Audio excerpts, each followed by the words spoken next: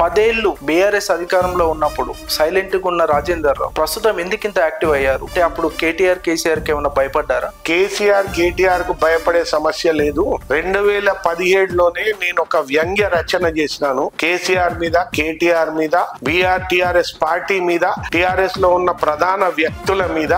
ఆ పుస్తకం కూడా నేను మీకు ఇస్తాను. కేసీఆర్ ఒక జాదూగర్ బాబా అని రాయడం జరిగింది.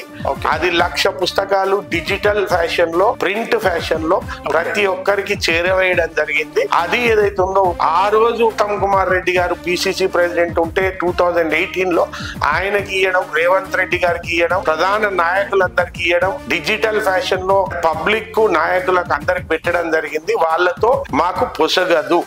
అండ్ 3 ఏళ్ల కింది వరకు మా తండ్రి జగపతిరావు గారు ఏదైతే ఉందో కరీంనగర్ లోనే ఆయన పరమపదించినారు. 3 years బ్యాక్ ఆయన పరమపదించినంత వరకు ఆయన కరీంనగర్ లో ఉండి ఆయన సేవలు అందించినారు. ప్రతి ఒక్క మనిషికి ఆయన చనిపోయే వరకు కూడా అందుబాటులో ఉండి ఆయన హెల్ప్ చేస్తూ, ఆయన గవర్నమెంట్ లో పని కావాలన్నా, పర్సనల్ గా పని కావాలన్నా, ఇంకే రకమైన వాడలల్లో పని కావాలన్నా ఆయన ఉండి దగ్గరుండి చేయించినాడు. కాబట్టి ఇంకా ఆయన ఇక్కడ ఉండి చేస్తున్నాడు, ప్రజల అవసరాలన్నీ తీరుస్తున్నాడు. నేను కొంత బిజినెస్ పరంగా, ఫ్యామిలీ పరంగా అక్కడ ఉండడమే కరెక్ట్ అనుకొని ఉన్నాను.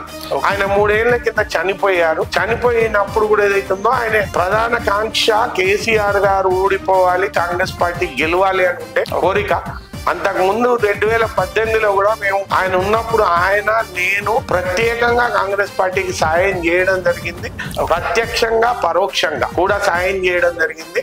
అప్పుడే నన్ను ఉత్తమ్ కుమార్ రెడ్డి గారు పార్టీలో కూడా చేర్చుకున్నారు. 2017లో నేను పార్టీలో చేర్చుకున్నారు. మేము ప్రత్యేక కార్యాచరణతోని కేసీఆర్ ఓటమి కోసం పనిచేసినాము. 2025లో మళ్ళీ 2024లో ఎలక్షన్స్ అయినప్పుడు ఆయన పరమపదించినారు. నేను మళ్ళీ ఏదైతే ఉందో కాంగ్రెస్ పార్టీ నాయకులందరికీ, ఎమ్మెల్యే కంటెస్టెంట్స్ అందరికీ సహాయం నాకు తోచిన రీతిలో చాలా పెద్ద సహాయం చేసినాను.